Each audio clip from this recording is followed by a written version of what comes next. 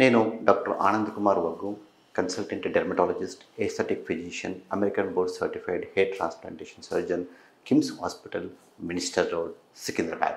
నా క్లినిక్ వచ్చేసి కాచిగూడ రైల్వే స్టేషన్కి దగ్గరలో ఉన్నటువంటి బర్కత్పురాలో కింది అడ్రస్లో కలదు.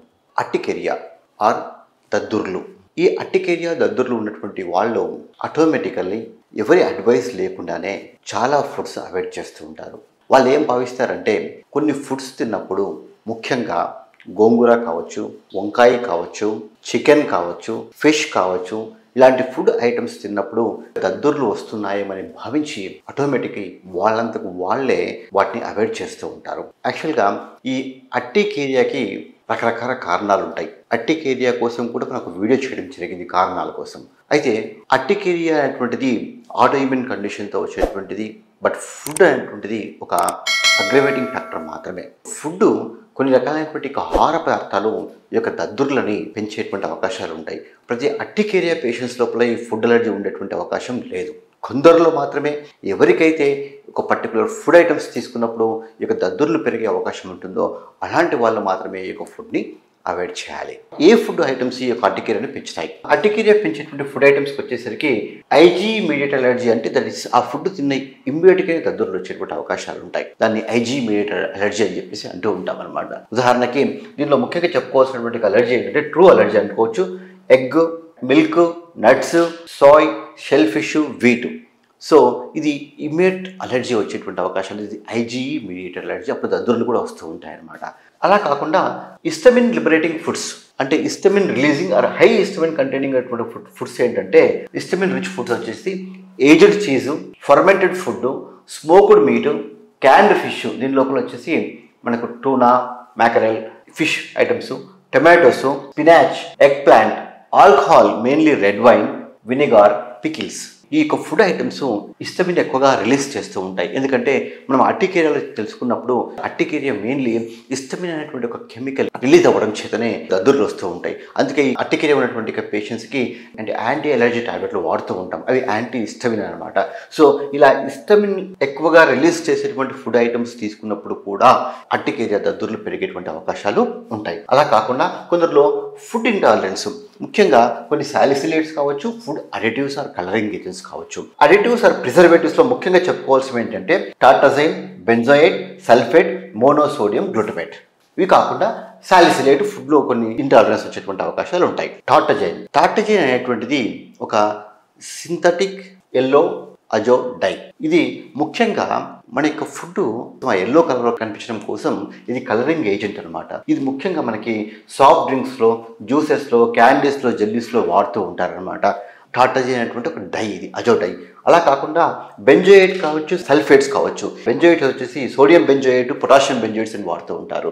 ఈ బెంజోయేట్స్ ముఖ్యంగా ప్రిజర్వేటివ్ కోసం, అంటే ఇక ఫుడ్ యొక్క సెల్ఫ్ లైఫ్ పెంచడం కోసం, అవి త్వరగా స్పైల్ కాకుండా, మైక్రోబియల్ గ్రోత్ రాకుండా ఉండడం కోసం, అవి అపీలింగ్గా కనిపించడం కోసం ఇవి వాడుతూ ఉంటారన్నమాట. ఈ యొక్క బెంజోయేట్స్ ముఖ్యంగా వచ్చేసేసి ప్రాసెస్డ్ ఫుడ్ లోపల, సోడా, తర్వాత ఫ్రూట్ జ్యూసెస్ లోపల, పికిల్స్ లోపల, సలాడ్ డ్రెస్సింగ్స్ లోపల, జామ్స్ లోపల ఇవి ఎక్కువగా వాడుతూ ఉంటారు. తర్వాత సల్ఫేట్స్ వచ్చి ఇవి నేచురల్లీ అకరింగ్ ప్రిజర్వేటివ్స్ అనమాట. ఇది కూడా ఈ ఫుడ్ యొక్క షెల్ఫ్ లైఫ్ పెంచడం కోసం, త్వరగా స్పైల్ కాకుండా ఉండడం కోసము ఈ సల్ఫేట్ కూడా వాడుతూ ఉంటారు. ఇవి ముఖ్యంగా డ్రైడ్ ఫ్రూట్స్ లోపల, డ్రైడ్ వెజిటబుల్స్ లోపల, పొటాటో చిప్స్ లోపల, బివరేజెస్ లోపల, ప్రాసెస్డ్ ఫుడ్ లోపల, సాఫ్ట్ డ్రింక్స్ లోపల, జ్యూసెస్ లోపల, ముఖ్యంగా బివరేజెస్ వచ్చేసి వైన్ అండ్ బీర్ లోపల ఇవి ఎక్కువగా వాడుతూ ఉంటారనమాట. అదేవిధంగా మోనోసోడియం గ్లూటమేట్. ఈ మోనోసోడియం గ్లూటమేట్ వచ్చేసి ఫుడ్ యొక్క ఫ్లేవర్ని ఎన్హాన్స్ చేయడం కోసము ఇది వాడుతూ ఉంటారు. మనకు తెలిసినటువంటి టేస్ట్ ఫుడ్ యొక్క ఫ్లేవర్స్ వచ్చేసి ముఖ్యంగా స్వీటు, సాల్టు, బిట్టరు, సౌర్. కాకపోతే సేవరీ ఫ్లేవర్ కోసము మోనోసోడియం గ్లూటమేట్ అనేటువంటిది వాడుతూ ఉంటారు. ఇక మోనోసోడియం గ్లూటమేట్ ముఖ్యంగా వచ్చేసి ఇట్ ఈస్ నేచురల్గా టొమాటోస్లో, చీజ్లో ఉంటుంది. కాకపోతే ఈ యొక్క ఫ్లేవర్ ఎన్హాన్స్ చేయడం కోసము మీట్స్ లోపల కానీ, పౌల్ట్రీలో కానీ, సీ ఫుడ్లో కానీ, వెజిటబుల్స్లో కానీ, ప్రాసెస్డ్ ఫుడ్ ఐటమ్స్లో వచ్చేసి ముఖ్యంగా ఫాస్ట్ ఫుడ్లో కానీ, చిప్స్, తర్వాత ఫ్రోజన్ మీల్లో, తర్వాత సూప్స్లో, కెచప్స్ లోపల, తర్వాత మయోనీస్లో, సోయా సాసు, సలాడ్ డ్రెస్సింగ్స్ కోసం కూడా ఇది వాడుతూ ఉంటారన్నమాట. ఎందుకంటే ఇది ఫ్లేవర్ని ఎన్హాన్స్ చేస్తుంది ఫుడ్ కనుక. సో దీనివల్ల కూడా అలర్జీ వచ్చేటువంటి అవకాశాలు ఉంటాయి. సాలిసిలేట్స్ కూడా నేచురల్గా కొన్ని యొక్క ఫుడ్స్లో ఉంటాయి. ముఖ్యంగా ఫ్రూట్స్లో కావచ్చు, వెజిటబుల్స్లో కావచ్చు, హెర్బ్స్లో కావచ్చు ఉంటాయి. ఫ్రూట్స్ విషయానికి వస్తే స్ట్రాబెర్రీస్, రాస్బెర్రీస్, బ్లూబెర్రీస్, బ్లాక్ బెర్రీస్లో ఈ యొక్క సాలిసైలేట్స్ అధికంగా ఉంటాయి. అలా కాకుండా యాపిల్స్, గ్రేప్స్, కివి, మెలాన్లో కూడా ఉంటాయి. వెజిటబుల్స్కి వస్తే టమాటోస్, ఎగ్ ప్లాంట్ అంటే మనం వంకాయ, బెల్ పెప్పర్ అంటే క్యాప్సికమ్, తర్వాత పొటాటోస్లో కూడా ఉంటాయి.